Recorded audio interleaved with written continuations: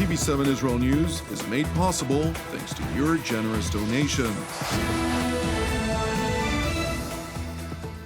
Shalom, good evening. This is TV7 Israel News broadcast to you from Jerusalem. And in today's top stories, Israel and the United States launch over 400 aerial strikes separately in Syria. Prime Minister Benjamin Netanyahu asserts that the fall of Damascus has created new opportunities to reach a hostage release deal with the Islamist Hamas terror organization in Gaza. British Prime Minister Keir Starmer insists that it is too early to revoke the terror designation of Hayat Tahrir al-Sham in Syria.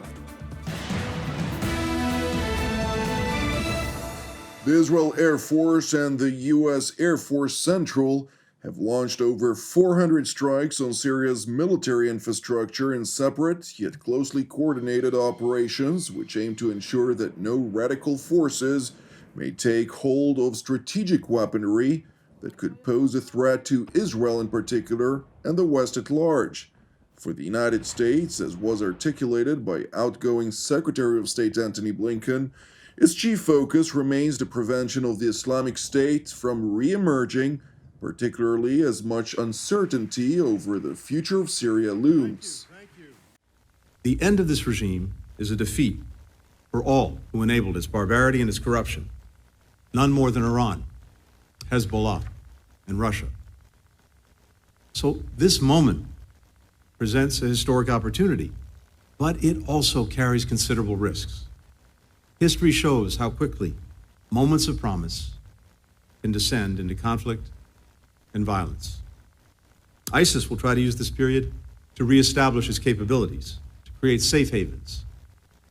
As our precision strikes over the weekend demonstrate, we are determined not to let that happen.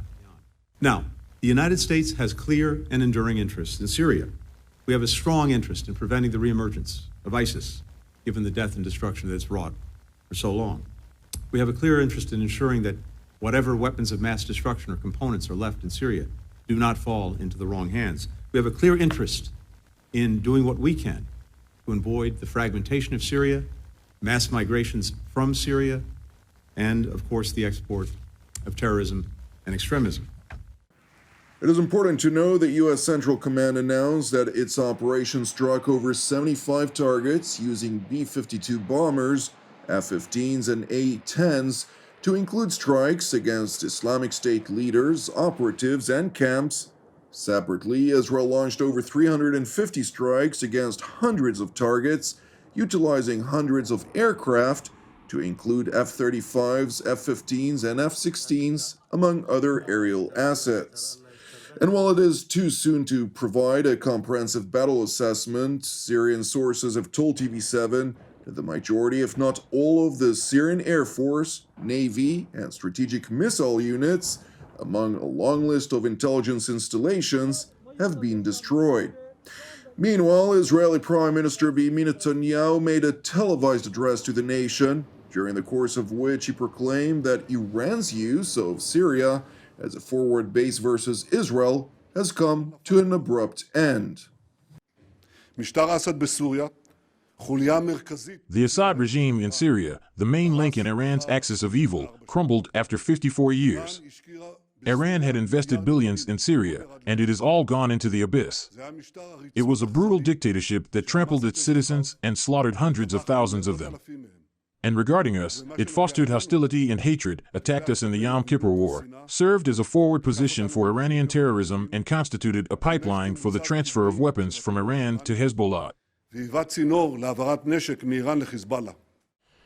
Israeli premier further stressed that today, after much criticism over the years from both domestic and foreign powers, everybody understands the importance of Israel's unyielding hold of the strategic Golan Heights, which is of crucial value for the security of the state of Israel.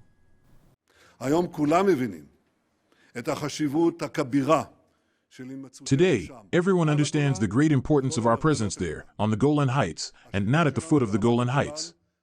Our control on the Golan Heights ensures our security, it ensures our sovereignty.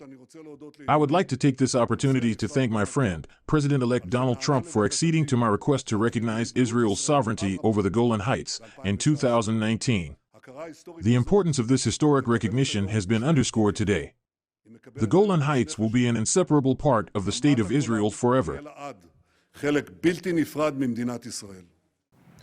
Prime Minister Netanyahu went on to assert that the fall of the Assad regime is a direct result of the severe blows which the Iran-led axis of evil sustained in its multi-front war of aggression against Israel.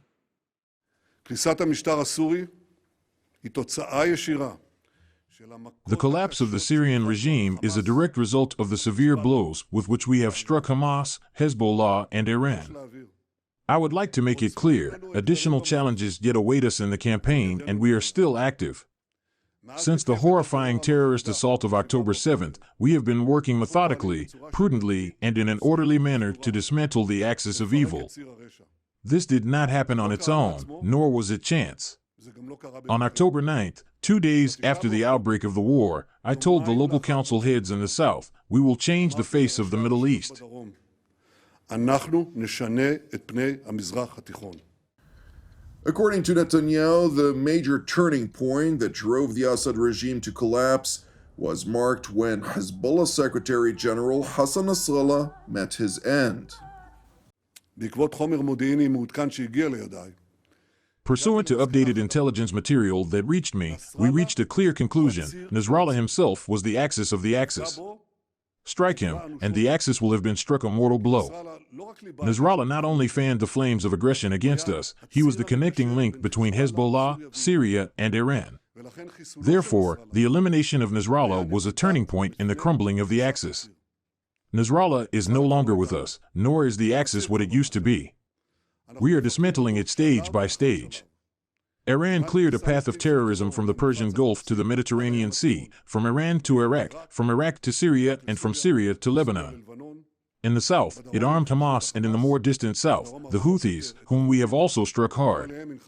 The axis has not yet disappeared, but as I promised, we are changing the face of the Middle East.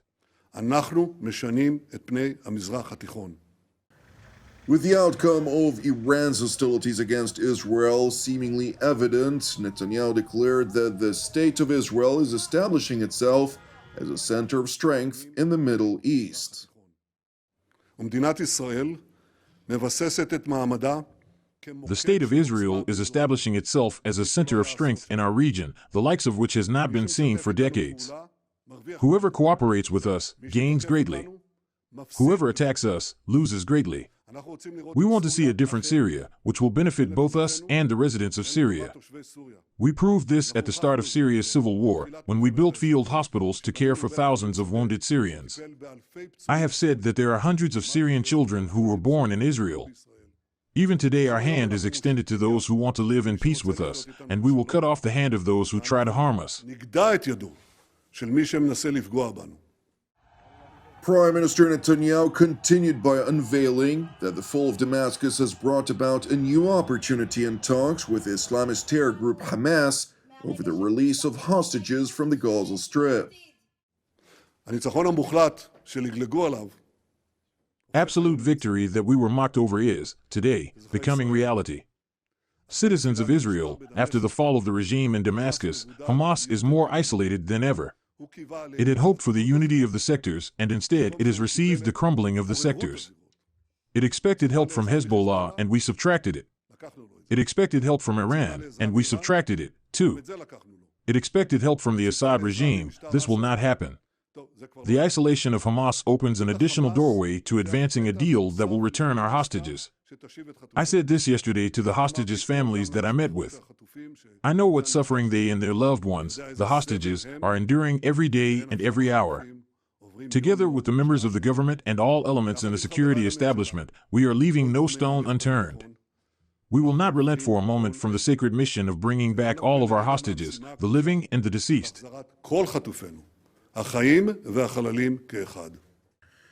Meanwhile, British Prime Minister Keir Starmer concluded a tour of the Middle East, visiting both the Kingdom of Saudi Arabia and the United Arab Emirates, aimed at promoting stronger economic and defense ties. Addressing the situation in Syria, the British Premier stressed the importance of seeking a political resolution to include stability for Damascus. Well, it's very early days. At the moment, our engagement is with our allies, making sure that we're making that case for a political settlement here. We have to see this as an opportunity for the future of Syria, the future that's been denied for so long, that's a future without the terrorism and violence that we've seen far too much of in this brutal regime. So it's a real opportunity. We're talking to regional allies about how we take that opportunity for a political settlement here, but it's very, very early days. Prime Minister Starmer subsequently also asserted that it was too early to revoke the terrorist designation of Hayat Tahrir al-Sham, or HTS, whose leader and militiamen formerly fought for the Islamic State and al-Qaeda, and whose radical jihadist ideology does not differ from one another, despite attempts to deceive the West. Thank you for watching TV7 Israel News. Since TV7 Israel is exclusively donation-based, your support is vital for the sustainability of our operations here in Jerusalem. Therefore, if you're blessed by our productions, please consider prescribing a donation. You can do so via our website at www.tv7israelnews.com. Separately, I'd like to encourage you, pray for the peace of Jerusalem and salvation of Israel. I'm Jonathan Hassan, wishing you an Erev Mevorach, and God willing, we will see you during our next update. Until then, Shalom from Jerusalem.